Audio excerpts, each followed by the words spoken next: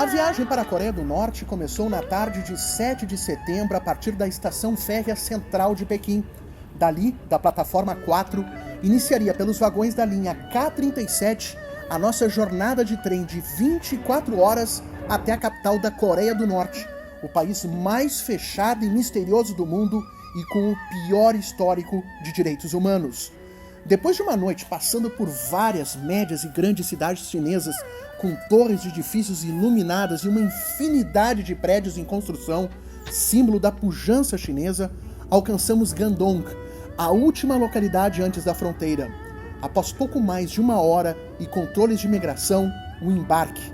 Da estação de Gandong até a ponte que separa a China da República Popular e Democrática da Coreia, o nome oficial da Coreia do Norte, foram apenas 2 minutos. Sob o barulho de pirotecnia de uma festa local no lado chinês, o trem avançava lentamente pela ponte. Em um piscar de olhos, a China estava para trás e estávamos em território norte-coreano. Se do lado chinês o horizonte trazia uma grande cidade tomada de edifícios, a primeira imagem da Coreia do Norte foi de um calçadão novo à beira do rio e um parque de diversões em estado de quase abandono.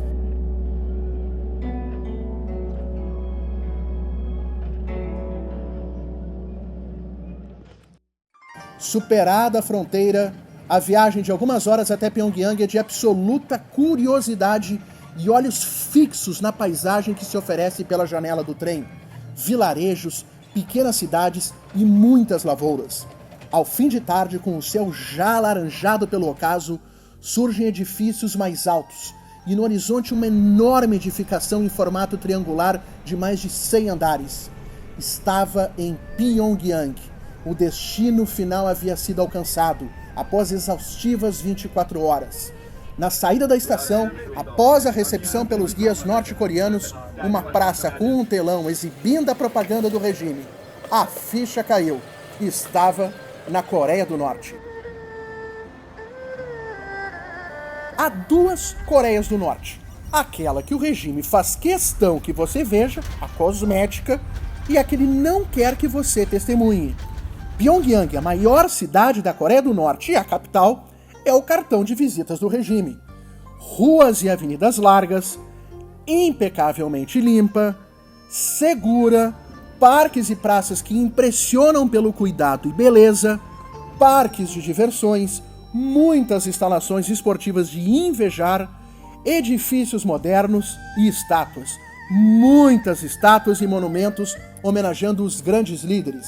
Nas ruas, homens em trajes quase idênticos e mulheres bem vestidas, algumas elegantemente. Não existem, contudo, grandes lojas. O comércio é quase imperceptível e se constata pelos vidros de lojas em andares térreos dos muitos blocos de apartamentos de estilo soviético, pintados de diferentes cores, em que se pode ver a presença de roupas e outros produtos no interior. A maioria de pequenos mercados que oferecem comida e gêneros domésticos. Nada de painéis ou placas exibindo nomes de estabelecimentos, nada de propaganda. Aos olhos pouco atentos, é como se Pyongyang não tivesse comércio. O maior que vi foi o que os norte-coreanos descrevem como uma loja de departamentos, mas que não passa de um supermercado no primeiro piso e um bazar com roupas e produtos para o lar no segundo andar, a que se chega de escadas rolantes. Na entrada, junto à segunda mais larga avenida de Pyongyang, um enorme telão exibindo propaganda do regime.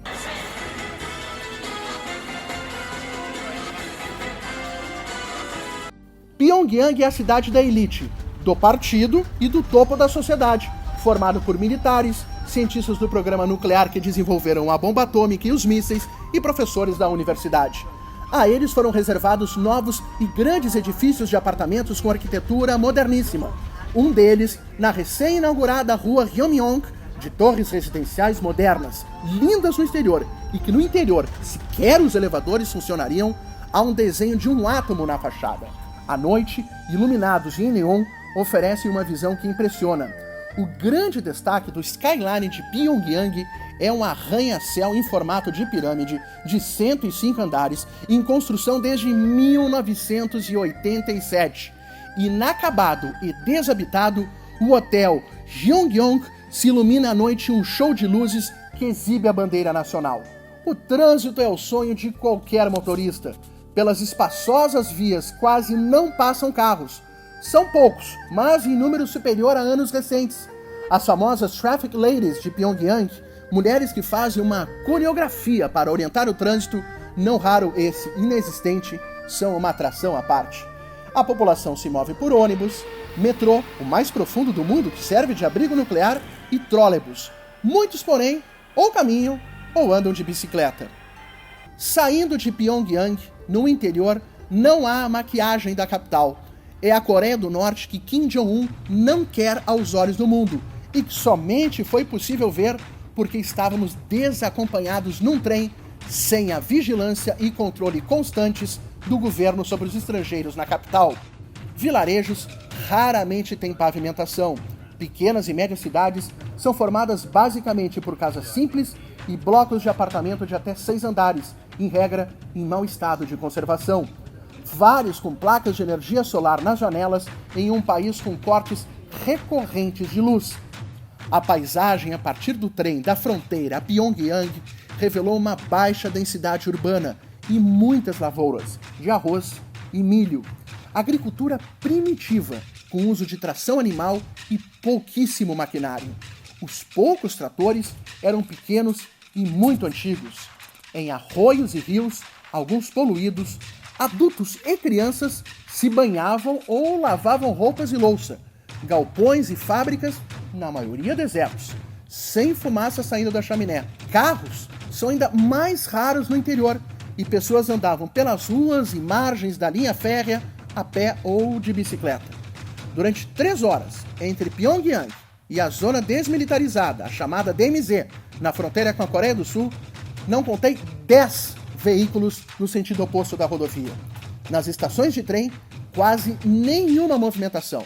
E os poucos vagões que vi carregavam apenas carvão e lenha. Em alguns momentos, é como se estivesse em uma terra abandonada, sem carros, sem gente, sem vida. O ponto alto do calendário de eventos de 70 anos da Coreia do Norte foi a retomada dos Mass Games, um espetáculo de ginástica, acrobacias, danças e um mosaico humano formado por 18.000 estudantes que alterna centenas de imagens ao longo do show, como se fosse uma tela gigante de LED. Foi na noite de 9 de setembro, depois de 5 anos sem edições, que retornaram os Mass Games. Estávamos lá, na tribuna, quase ao lado da presidencial, a não mais que 40 metros do ditador norte-coreano que vi com meus próprios olhos. Quando Kim Jong-un ingressou no estádio, o que se viu foram 5 minutos de aplausos de pé e gritos emocionados do público presente, quase todo ele de militares. A segurança era enorme, nem celular, nem câmera, nem mesmo o cartão da chave do quarto do hotel era permitido aos estrangeiros. Foi preciso retornar na segunda noite para registrar em fotos e vídeos um espetáculo que impressiona. Sob o título País Glorioso, a apresentação deste ano foi muito mais tecnológica que a de 2013, intitulada Arirang. Envolveu laser e dezenas de drones no céu, formando frases e a bandeira nacional, o que levou a multidão ao delírio.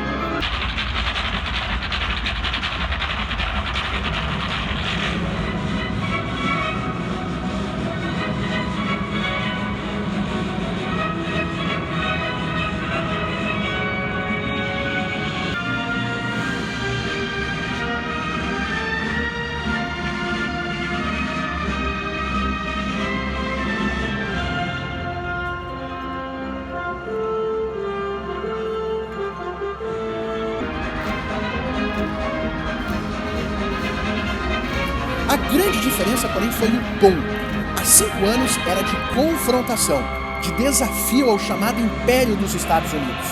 Desta vez, no final do show, foram exibidas as imagens do primeiro encontro entre os líderes coreanos em abril, seguidas pela figura de um aperto de mãos no mosaico humano e frases em inglês como relações multilaterais e paz.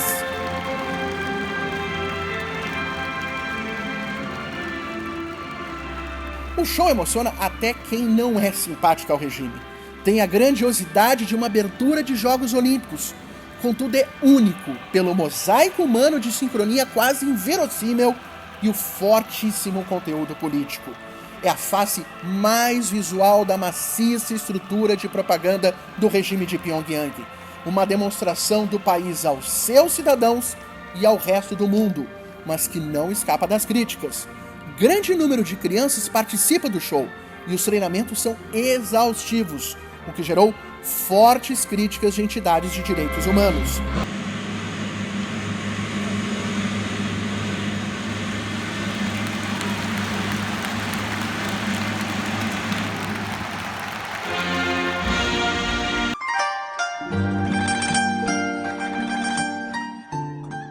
Na saída do estádio 1º de maio, o ônibus em que estava cruzou pela multidão de norte-coreanos que deixavam o espetáculo. Os acenos eram efusivos, não foi possível resistir e abrir as janelas do ônibus para retribuir o carinho espontâneo. Como se nós, estrangeiros presentes, fôssemos popstars. Nenhuma imagem foi tão impactante para mim naquela noite como os sorrisos e a graça de milhares de pessoas, adultos e muitas crianças, me saudando somente por estar ali.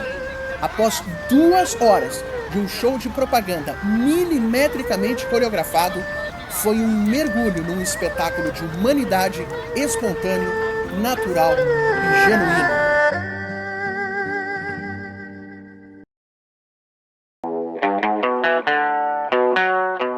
Imagine um país em que clássicos da música internacional, como Beatles, Rolling Stones ou Michael Jackson, jamais foram ouvidos pela população. Imagine que filmes famosos do cinema, como ET ou Titanic, nunca tenham sido vistos, que celulares só façam ligação para o próprio país e que comunicação nas redes é só por uma intranet governamental sem acesso ao resto do mundo. Facebook, Instagram, Twitter, WhatsApp, Spotify, nem pensar. Esse país é a Coreia do Norte, onde se vive uma asfixia de comunicação. Aos norte-coreanos, desde o jardim de infância, é imposta uma lavagem cerebral imensa de culto ao regime e aos líderes do passado e do presente, Kim Il-sung, Kim Jong-il e Kim Jong-un. Nas ruas, quase todos, homens e mulheres, ostentam botos na roupa dos líderes nacionais. Suas fotos são onipresentes em prédios.